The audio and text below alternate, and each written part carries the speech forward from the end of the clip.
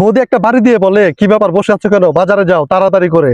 দেখুন ভাইজান অবাক হয়ে বৌদির দিকে তাকিয়ে থাকে, এরপরে বাজারের ব্যাগটা নিয়ে ধীরে ধীরে করে উঠে আর বৌদির দিকে শুধু তাকিয়ে থাকে। আজকে তোর খবর আছে। দেখুন ভাইজান বাজারে যাচ্ছে, এরপরে বৌদি এসে আবারও একটা বাড়ি মারে, বলে বাজারে যাচ্ছ, লিস্ট নিবে না? তখন লিস্টটা দেয়। দেখুন ভাইজান তো লিস্টটা দেখে পুরাই অবাক হয়ে যায়, এতগুলো বাজার। তারপরে দেখেন ভাইজান বাজারে চলে যায়। সত্যি ভাইজানের কপালে কত দুঃখ আছে না।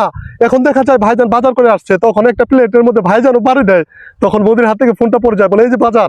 কোনো কথা বলে না, চুপ করে রুমের ভিতরে চলে যায়। বৌদির জ্বালা শুরু। দেখেন সে কিন্তু বাজারটা নিয়ে, ফোনটা নিয়ে চলে যাচ্ছে রুমের ভিতরে। এরপরে দেখা যায় ভাইজান গোসল করে আসে, বৌদি ঝাড়ু দিচ্ছিল, তখন ভাইজান দেখুন প্লেটটা নিয়ে আবারও সে ঠাস করে একটা বাড়ি মারে। বৌদি তো চমকে দেয়, বলে আমার খাওয়ার সময় হয়েছে, আমি খাবো, আমার খিদা লাগছে, খাবার দাও। দেখেন ইশারা দিয়ে চলে গেল। বৌদি অবাক হয়ে তাকিয়ে রইলো। দেখেন বৌদি আবার কি করে, বৌদি খাবার নিয়ে এসে দেখুন সেও একটা প্লেট নিয়ে একটা ঠাস করে বাড়ি মারে, বলে খাবার চলে আসছে, খাবার খাও, মোবাইল টেপানো লাগবে না।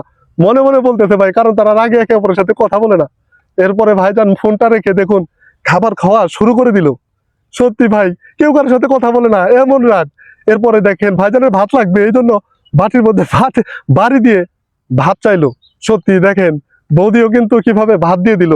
এমন রাগ কার সাথে করা যায়? দেখেন তো একমাত্র বউয়ের সাথেই করা যায়। কোনো কথা হবে না, শুধু শব্দ আর ইশারার মাধ্যমে দেখানো হবে। এরপরে ঘুমানোর সময় প্লেট বাড়ি মারে, যে ঘুমাইছো তুমি, আমি ঘুমাসবো না, ওইদিকে চাইপা ঘুমাও তুমি। দেখেন দেখা যায় কি, যে এদের সব কাজের মধ্যেই এরা প্লেটটা বাড়ি মারে। দেখেন এরপরে ভাইজান শুয়ে পড়লো। সত্যি এর মধ্যে আর কোনো ঝগড়াঝাটি হয় নাই।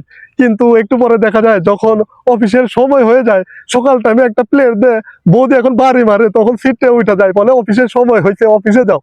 নাও এবার ঠেলা সামলাও। ভালো লাগলে শেয়ার হবে না বন্ধুরা?